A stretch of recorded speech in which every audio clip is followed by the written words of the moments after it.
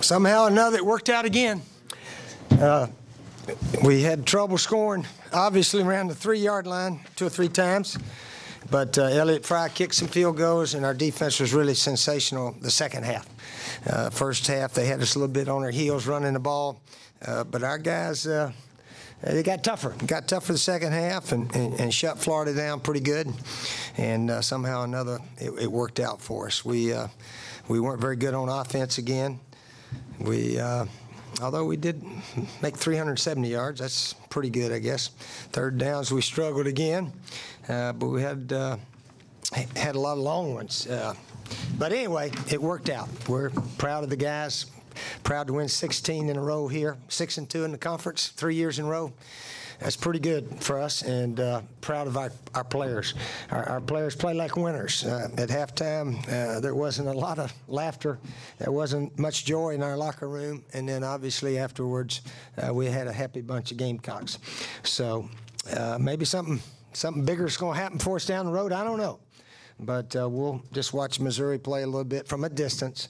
We'll be getting ready for Coastal. We're trying to win our 9th game of the season next week if we can. They're a good team. We know that. And we know we've had struggles with about everybody that's come in here this year, just about everybody. So, but this was a wonderful win for South Carolina. The fans were super, screaming, yelling, made it tough on the Gators.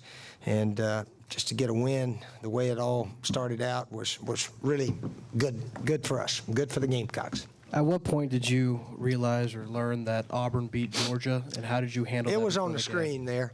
It was on the screen in the stadium. That's when I think all of our people started yelling and screaming a little bit. We didn't even talk about it. We haven't even talked about it. After the game, I said, by the way, we do know that Auburn beat Georgia today somehow. What a game that was. Good gracious. Sort of a Hail Mary ball that went ricocheting around. He caught it. Gee.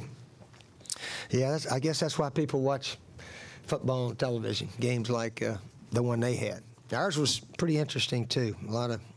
It was an old-fashioned football game, I guess.